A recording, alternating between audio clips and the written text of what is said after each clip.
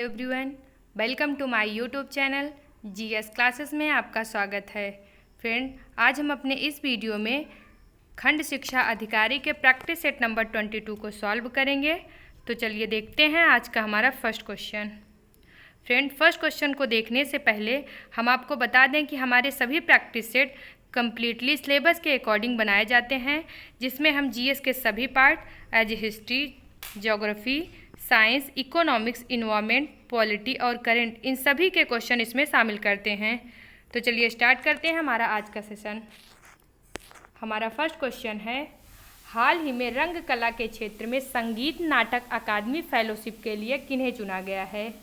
इसका right answer है option number D, उपर्युक्त सभी। यानी हाल ही में जाकिर हुसैन, सोनल मानसिंह, जतिन गोस्वामी व के कल्याण सुंदरम पिल्लई इन चारों को संगीत नाटक अकादमी पुरस्कार से सम्मानित किया गया है और संगीत नाटक अकादमी फेलोशिप को वर्ष 1952 से दिया जा रहा है। कब से? वर्ष 1952 में इसकी स्थापना की गई थी। हमारा अगला क्वेश्चन है, हाल ही में हिंदू अमेरिकी फाउंडेशन ने किसे महात्मा गांधी सम्मान से सम्मानित किया है? इसका राइट आंसर है option number A, Sam brown bag को। हाल ही में हिंदू अमेरिकी फाउंडेशन के द्वारा सैम ब्राउन बैग को महात्मा गांधी सम्मान से सम्मानित किया गया है। हमारा अगला क्वेश्चन है, हाल ही में अंतर्राष्ट्रीय क्रिकेट परिषद के द्वारा किस पूर्व भारतीय बल्लेबाज को हॉल ऑफ फेम में शामिल किया गया है? इसका राइट आंसर है option number A, Sachin Tendulkar. Sachin Tendulkar hall of fame में स्थान पाने वाले छठे भारतीय हैं। वहीं 2009 में 3 भारतीयों को, बिशन सिंह बेदी, कपिल देव व सुनील गावस्कर को 2009 में हॉल ऑफ फेम में शामिल किया गया था और 2015 में अनिल कुंबले को तथा 2018 में राहुल द्रविड़ को हॉल ऑफ फेम में स्थान दिया गया था। हमारा अगला क्वेश्चन है, हाल ही में जारी सर्वाधिक मेहनताना पाने वाले एंटरटेनरों की फोर्ब्स 2019 सूची में इकलौते भारतीय हैं। इसका राइट आंसर है option number B, Akshay Kumar. Akshay Kumar highest paid actress list 2019 जो फोर्ब्स के द्वारा जारी की जाती है, इसमें चौथे स्थान पर हैं। यानी सर्वाधिक मेहनताना पाने वाले विश्व के अभिनेताओं में ये चौथे स्थान पर है। वहीं पहले स्थान पर ड्वेन जॉनसन हैं तथा दूसरे स्थान पर क्रिस हैं और तीसरे स्थान पर रॉबर्ट डाउनी जूनियर हैं। कौन है? रॉबर्ट डाउनी जूनियर हैं। हमारा अगला क्वेश्चन है, हाल ही में वर्ल्ड यूनिवर्सिटी गेम में महिलाओं की 100 मीटर दौड़ में स्वर्ण पदक जीतने वाली पहली भारतीय हैं। तो कौन है? इसका राइट आंसर है ऑप्शन नंबर सी, धाविका दुती चंद वर्ल्ड यूनिवर्सिटी गेम्स में स्वर्ण पदक जीतने वाली पहली भारतीय बनी हैं। हमारा अगला क्वेश्चन है, हाल ही में AIFF पुरुष वर्ग में फुटबॉलर ऑफ द ईयर किसे चुना गया है? इसका राइट आंसर है option number B, Sunil Chhetri. यानी सुनील छेत्री को AIFF यानी ऑल इंडिया फुटबॉल फेडरेशन के द्वारा फुटबॉलर ऑफ द ईयर का खिताब दिया गया है। वहीं फीमेल कैटेगरी के लिए आशा लता देवी को फुटबॉलर ऑफ द ईयर के रूप में चुना गया है। AIFF के द्वारा आशा लता देवी को फीमेल कैटेगरी के लिए फुटबॉलर ऑफ द ईयर के रूप में चुना गया है। हमारा अगला क्वेश्चन है, हाल ही में किस भारतीय रेलवे जोन को प्लान बी नामक पहल के लिए बेस्ट इनोवेशन अवार्ड दिया गया है? इसका राइट आंसर है ऑप्शन नंबर ए, उत्तर पूर्वी सीमांत रेलवे। हाल ही में प्लान बी के लिए उत्तर पूर्वी सीमांत रेलवे को बेस्ट इनोवेशन अवार्ड से सम्मानित किया गया है। उत्तर पूर्वी सीमांत रेलवे का मुख्यालय गुवाहाटी के मालेगांव में स्थित है। हमारा अगला क्वेश्चन है, हाल ही में मेक इन इंडिया के तहत पहली स्वदेशी निर्मित तोप को सेना में शामिल किया गया है। इसका राइट आंसर है ऑप्शन नंबर ए, उसका नाम क्या है? ऑप्शन नंबर ए, धनुष। हाल ही में मेक इन इंडिया के तहत बनी प्रथम स्वदेशी निर्मित तोप धनुष को सेना में शामिल किया गया है। वहीं ये तीनों यानी INS Kalvari, INS Khanderi, INS Karanji, ये तीनों स्कॉर्पियन क्लास की पनडुब्बी है जिसको फ्रांस की सहायता से बनाया जा रहा है। हमारा अगला क्वेश्चन है, हाल ही में किस राज्य सरकार द्वारा भारत के पहले स्पेस पार्क की स्थापना करने की घोषणा की गई है? इसका राइट आंसर है ऑप्शन नंबर ए, केरल सरकार। हाल ही में केरल गवर्नमेंट के द्वारा भारत के पहले स्पेस पार्क की स्थापना करने की घोषणा की गई है। हमारा अगला क्वेश्चन है, विंबलडन टेनिस टूर्नामेंट 2019 में महिला एकल वर्ग का खिताब किसने जीता है? इसका राइट आंसर है option number C, Simona Halep. Wimbledon tennis tournament 2019 की विनर सिमोना हालेप हैं। वहीं ऑस्ट्रेलियन ओपन 2019 की विनर जापान की नाओमी ओसाका तथा फ्रेंच ओपन 2019 की विनर ऑस्ट्रेलिया के एशले बार्टी व यूएस ओपन 2019 की विनर कनाडा की बियांका हैं। हमारा अगला क्वेश्चन है, निम्नलिखित नगरों में से किसमें Indian institute of ecology and environment स्थित है? इसका राइट आंसर है ऑप्शन नंबर ए, नई दिल्ली में। नई दिल्ली में Indian institute of ecology and environment नामक संस्था स्थित है। हमारा अगला क्वेश्चन है, तुलनात्मक पर्यावरण प्रभाव मूल्यांकन का अध्ययन होता है तो वह कब कब होता है? इसका राइट आंसर है ऑप्शन नंबर ए, संपूर्ण वर्ष में, यानी संपूर्ण वर्ष में तुलनात्मक पर्यावरण प्रभाव मूल्यांकन का अध्ययन किया जाता है। हमारा अगला क्वेश्चन है, सतत व अस्थायी विकास किस प्रकार की अवधारणा से संबंध रखता है? सतत व अस्थायी विकास किस प्रकार की अवधारणा से संबंध रखता है? इसका राइट आंसर है ऑप्शन नंबर सी, नवनियतवादी अवधारणा। हमारा अगला क्वेश्चन है, वर्तमान समय में वन क्षेत्र उसे कहा जा सकता है जहां प्रकृति में मानव क्रियाओं द्वारा परिवर्तन हुआ है, तो वह कितने प्रतिशत के बराबर हुआ है? इसका राइट आंसर है ऑप्शन नंबर ए, 50% से कम। वर्तमान समय में उस क्षेत्र को वन क्षेत्र कहा जा सकता है जहां पर मानव क्रियाओं द्वारा परिवर्तन 50% से कम हुआ है। हमारा अगला क्वेश्चन है, निम्नलिखित में कौन एक सही सुमेलित नहीं है? निम्नलिखित में कौन एक सही सुमेलित नहीं है? इसका राइट आंसर है ऑप्शन नंबर सी, रावी व चेनाब नदी के बीच चाज दोआब। ये सही सुमेलित नहीं है, क्योंकि जो चाब दोआब है वो किन के नदियों के बीच स्थित है? वो चेनाब व झेलम नदी के बीच चाज दोआब स्थित है तथा रावी व चेनाब नदी के बीच रचना दोआब स्थित है। रावी व चेनाब नदी के बीच रचना दोआब स्थित है। ये पांचों जो दोआब है वो पंचनद द्वारा निर्मित पंच जो दोआब है, जिसमें बिष्ट दोआब, बारी दोआब, चाज दोआब, सिंध सागर दोआब तथा रचना दोआब, ये क्या है? ये पंचनद द्वारा निर्मित पांचों दोआब के नाम हैं। हमारा अगला क्वेश्चन है, एडन नहर किस नदी से निकाली गई है? इसका राइट आंसर है ऑप्शन नंबर डी, दामोदर नदी से। एडन नहर दामोदर नदी से निकाली गई है। जो दामोदर नदी है ये छोटा नागपुर पठार के पूर्वी भाग से निकलता है तथा हुगली नदी में जाके गिर जाते हैं, यानी दामोदर नदी हुगली नदी की सहायक नदी है। वह दामोदर नदी की सबसे बड़ी सहायक नदी कौन सी है? बराकर नदी है। दामोदर नदी की सबसे बड़ी सहायक नदी बराकर नदी है और दामोदर नदी को बंगाल का शोक कहा जाता है। हमारा अगला क्वेश्चन है, किन किन राज्यों के बीच कृष्णा नदी जल विवाद है? इसका राइट आंसर है ऑप्शन नंबर सी, आंध्र प्रदेश, कर्नाटक व महाराष्ट्र। आंध्र प्रदेश, कर्नाटक व महाराष्ट्र के बीच कृष्णा नदी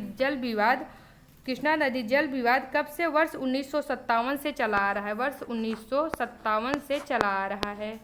हमारा अगला क्वेश्चन है, निम्नलिखित में कौन एक सही सुमेलित नहीं है? इसका राइट आंसर है option number D, Mahanadi Multai, क्योंकि जो महानदी है उसका उद्गम स्रोत क्या है? सिहावा नामक पर्वत है और ये मुल्ताई यहाँ से ताप्ती नदी निकलती है। हमारा अगला क्वेश्चन है, हुसैन सागर झील निम्नलिखित में से किस राज्य में स्थित है? इसका राइट आंसर है ऑप्शन नंबर सी, तेलंगाना में, यानी हुसैन सागर झील ये तेलंगाना राज्य में स्थित है। हमारा अगला क्वेश्चन है, बोंगई गांव तेल शोधन संयंत्र कहाँ स्थापित है? बोंगई गांव तेल शोधन संयंत्र कहाँ स्थापित है? इसका राइट आंसर है ऑप्शन नंबर ए असम में। असम में बोंगई गांव तेल शोधन संयंत्र स्थापित है। वहीं साथ डिगबोई नूनामाती और नुमालीगढ़ ये तीनों या फिर ये चारों तेल शोधक संयंत्र कहाँ स्थित है? असम राज्य में स्थित है। बोंगई गांव तेल शोधक संयंत्र, डिगबोई तेल शोधक संयंत्र, नूनामाती तेल शोधन संयंत्र तथा नुमालीगढ़ तेल शोधन संयंत्र ये सारे असम राज्य में स्थित है। हमारा अगला क्वेश्चन है, भारत के किस राज्य में मानव विकास प्रतिवेदनों का प्रकाशन सर्वप्रथम किया गया था? इसका राइट आंसर है ऑप्शन नंबर सी मध्य प्रदेश। भारत के मध्य प्रदेश राज्य के द्वारा मानव विकास प्रतिवेदनों का प्रकाशन सर्वप्रथम किया गया था। हमारा अगला क्वेश्चन है, वर्ल्ड हैप्पीनेस रिपोर्ट 2020 के अनुसार कौन सा राज्य पहले स्थान पर है? कौन सा राष्ट्र पहले स्थान पर है? इसका राइट आंसर है ऑप्शन नंबर ए फिनलैंड। यानी वर्ल्ड हैप्पीनेस रिपोर्ट 2020 के अनुसार फिनलैंड पहले स्थान पर, दूसरे स्थान पर डेनमार्क तथा तीसरे स्थान पर स्विट्जरलैंड है। वहीं भारत का स्थान कितना है? 144वां। भारत का स्थान वर्ल्ड हैप्पीनेस रिपोर्ट में 144वां है। वर्ल्ड हैप्पीनेस रिपोर्ट इसको सस्टेनेबल डेवलपमेंट सॉल्यूशन नेटवर्क के द्वारा जारी किया जाता है। सस्टेनेबल डेवलपमेंट सॉल्यूशन नेटवर्क के द्वारा जारी किया जाता है। हमारा अगला क्वेश्चन है, अनवरत योजना यानी रोलिंग प्लान का प्रतिपादन किसके द्वारा किया गया था? इसका राइट आंसर है ऑप्शन नंबर ए गुन्नार मिल्डर के द्वारा। गुन्नार मिल्डर के द्वारा रोलिंग प्लान का प्रतिपादन किया गया था। इसको कब से 1978 से लेकर 1980 तक 1980 तक भारत में रोलिंग प्लान नामक योजना चलाई गई थी और इसे भारत में लागू करने का श्रेय डीटी लकड़वाला को जाता है। डीटी लकड़वाला यानी रोलिंग प्लान का प्रतिपादक गुन्नार मिल्डर व इसको भारत में लागू करने का श्रेय डीटी लकड़वाला को जाता है। हमारा अगला क्वेश्चन है, आरबीआई के न्यूनतम आरक्षित प्रणाली के अनुसार स्वर्ण मुद्रा एवं विदेशी ऋण पत्र कुल मिलाकर किसी भी समय निम्नलिखित मूल्य से कम नहीं होना चाहिए। तो वह कितना मूल्य है? इसका राइट आंसर है ऑप्शन नंबर सी 200 करोड़। यानी RBI reserve bank of India की जो मिनिमम रिजर्व सिस्टम है उसके अकॉर्डिंग किसी भी समय स्वर्ण मुद्रा व विदेशी ऋण इनको मिलाकर 200 करोड़ रुपए से कम नहीं होना चाहिए, जिसमें से कम 115 करोड़ ये गोल्ड रिजर्व होना चाहिए तथा 85 करोड़ ये फॉरेन करेंसी के रूप में 85 करोड़ इसे फॉरेन करेंसी के रूप में होना चाहिए। हमारा अगला क्वेश्चन है, निम्नलिखित में कौन एक सही सुमेलित नहीं है? निम्नलिखित में कौन एक सही सुमेलित नहीं है? इसका राइट आंसर है option number D security paper mill. ये मैसूर में नहीं बल्कि कहाँ पे स्थित है? या मध्य प्रदेश के होशंगाबाद में। सिक्योरिटी पेपर मिल मध्य प्रदेश के होशंगाबाद में स्थित है। हमारा अगला क्वेश्चन है, बौद्धों के विश्वास के अनुसार गौतम बुद्ध का अगला अवतार किसे माना जाता है? इसका राइट आंसर है ऑप्शन नंबर बी मैत्रेयी। यानी बौद्ध धर्म के विश्वास के अनुसार गौतम बुद्ध का अगला अवतार मैत्रेय को माना जाता है। हमारा अगला क्वेश्चन है, मगध के उत्थान के लिए कौन सा प्रथम शासक उत्तरदायी था? मगध के उत्थान के लिए कौन सा प्रथम शासक उत्तरदायी था? इसका right answer option number A Bimbisara. Bimbisara यह हर्यक वंश की स्थापना बिंबिसार के द्वारा की गई थी और बिंबिसार गौतम बुद्ध के सबसे बड़े प्रश्रयदाता थे और इनके उत्तराधिकारी कौन थे? अजातशत्रु थे। हमारा अगला क्वेश्चन है, प्राचीन कलिंग नामक स्थान किस नदी के बीच स्थित है? इसका राइट आंसर है ऑप्शन नंबर सी महानदी और गोदावरी नदी के बीच। महानदी व गोदावरी नदी के बीच प्राचीन कलिंग नामक स्थान स्थित है। इसके उत्तर में महानदी तथा दक्षिण में गोदावरी नदी स्थित है और बीच में क्या है? कलिंग नामक स्थान है। हमारा अगला क्वेश्चन है, बालाजी बाजीराव को और किस नाम से जाना जाता है? इसका राइट आंसर है option number D Nana Saheb. यानी बालाजी बाजीराव को नाना साहेब के नाम से भी जाना जाता है। वहीं नरेंद्र दत्त ये स्वामी विवेकानंद के बचपन का नाम है। मूल शंकर ये स्वामी दयानंद सरस्वती के बचपन का नाम है। तथा महेश दास ये बीरबल के बचपन का नाम है। महेश दास ये बीरबल के बचपन का नाम है। हमारा अगला क्वेश्चन है, निम्नलिखित में कौन एक सही सुमेलित नहीं है? इसका राइट आंसर है option number A, Indian struggle Jawaharlal Nehru. Indian struggle Jawaharlal Nehru, क्योंकि जो इंडियन स्ट्रगल नामक बुक है ये जवाहरलाल नेहरू के द्वारा नहीं बल्कि सुभाष चंद्र बोस के द्वारा लिखी गई है। सुभाष चंद्र बोस के द्वारा लिखी गई है।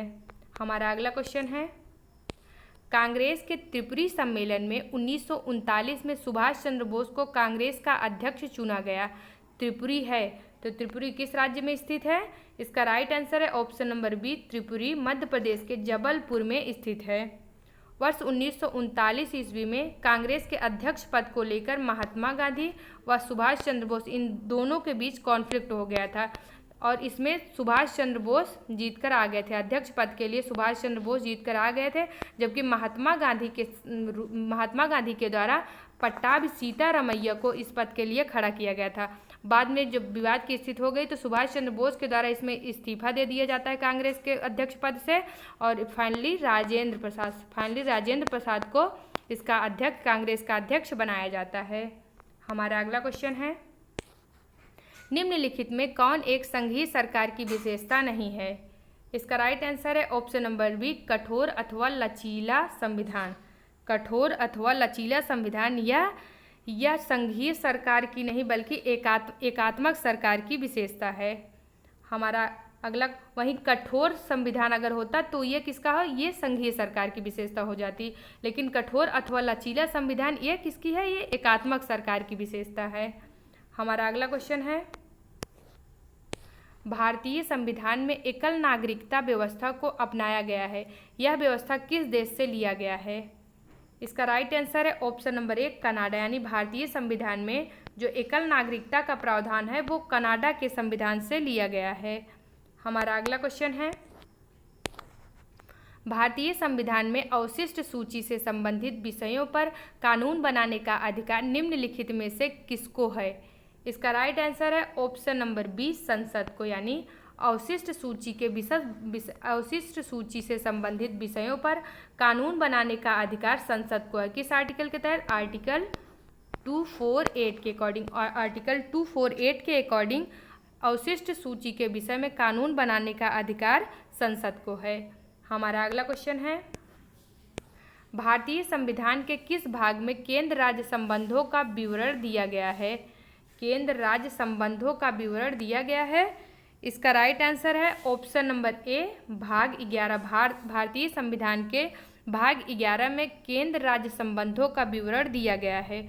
वहीं भाग 12 इसमें वित्त, संपत्ति, संविदाएं और वाद से संबंधित प्रावधान है।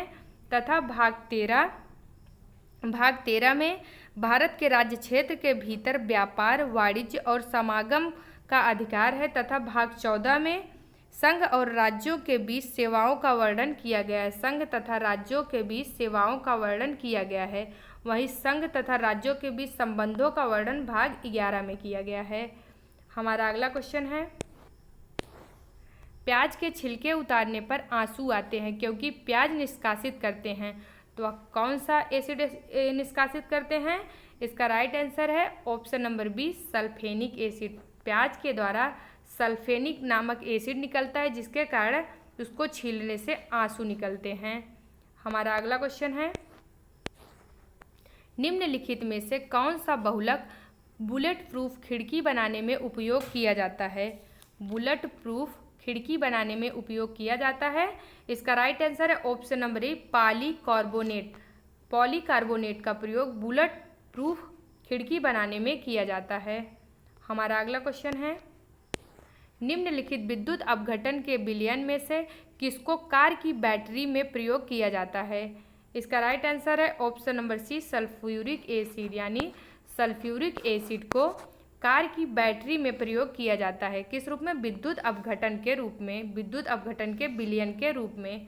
हमारा अगला क्वेश्चन है, वर्तमान समय में उत्तर प्रदेश के वित्त मंत्री कौन है?